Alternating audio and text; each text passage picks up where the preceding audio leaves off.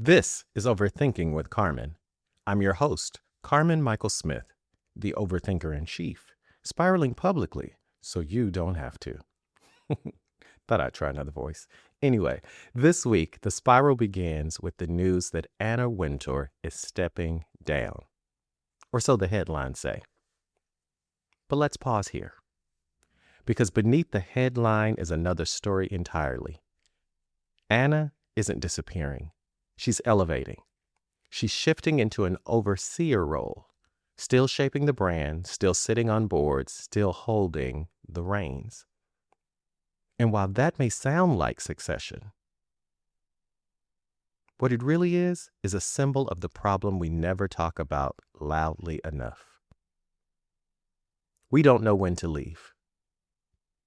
We've seen it before in Congress, in the courts, in academia. People staying past their era, clinging to relevance, trying to preserve power. Why? Because if your worth is tied to your work, I'll say that again. If your worth is tied to your work, if your identity is rooted in your title, then retirement feels like erasure. But I remind you that Leontine Price once said, you should leave your era before the era leaves you. That's wisdom. That's legacy. But the truth is, most of us are not taught to do that. Most of us are taught to work until we die, not to evolve while we live. Let's be clear, this isn't just about Anna. This is about a system. A capitalist, performance-based system where productivity is power, where relevance is currency. And when you stop producing, you don't just become invisible, you become disposable. We've built entire lives around being seen for what we do. And when we stop doing, we panic. We reach for one more title. One more board seat, one more curtain call. Because we don't know who we are if we're not performing. See, I saw this clearly when I worked in higher education. Every year, a few new faculty members would come in that first, faculty meeting day right before the school year starts, and they would raise the question, should we look at our curriculum and make sure that the classes we're teaching is what the students need now, that it fits their current needs and what's going on in the world? And without fail, resistance would rise from the most senior faculty. The ones still teaching from the same book they wrote 40 years ago. The ones whose authority is anchored in content that hasn't evolved. Because if the subject becomes irrelevant, then so do they. And that's the danger of performance-based identity. You confuse your role with your relevance. See, most of us were never taught to design a second act, much less a third or fourth. We're taught to work, to retire, until we die. Work to retire. But see, you're not just retiring from your job.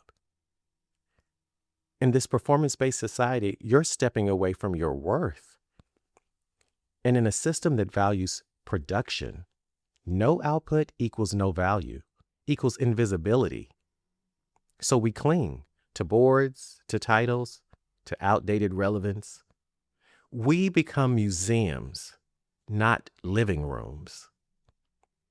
But what if your most meaningful work is yet to come? What if Act 2 has been waiting on you, but you've mistaken the curtain at intermission for the end of the show? Like, imagine going to a Broadway show. The first act is so dynamic it has you on the edge of your seat, and the curtain falls for intermission.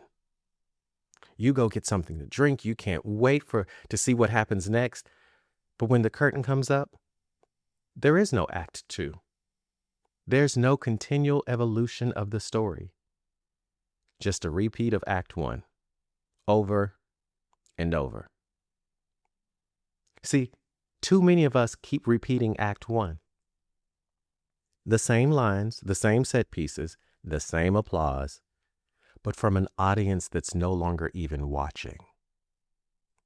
That's not evolution. That's being stuck. See, I write about all of this in my book, The 4 Laws of Disruption. And no, I didn't call it How to Get Unstuck for Good, but I could have. Because what I'm offering is a way out of performance and into purpose. Law 1 says, tell the truth.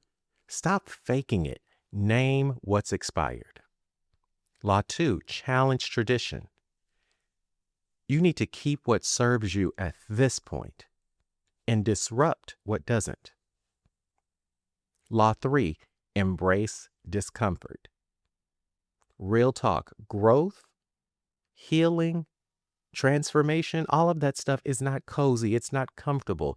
It's not a 15-second Instagram video you can hit like and now you're fixed.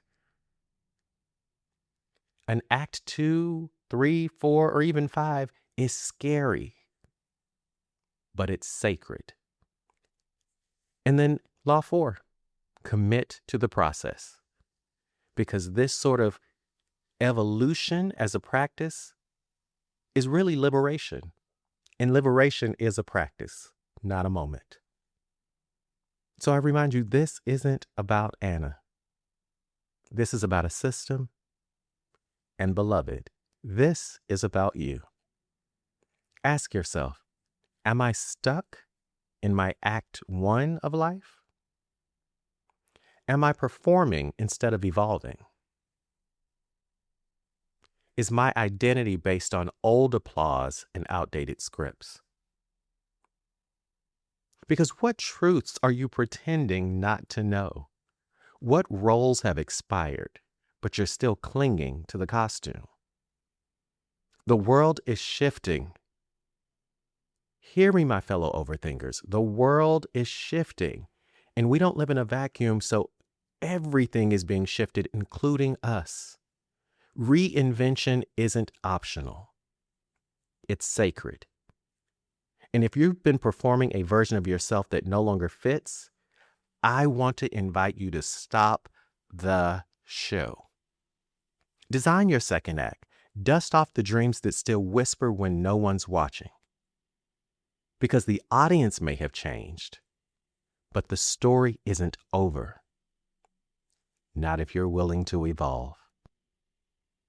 So if you're ready for that journey, I'm here to help. Go to the number 4, lawsofdisruption.com to begin your journey. And remember, may you release the performance. May you redesign with truth. And may disruption be the catalyst for your liberation.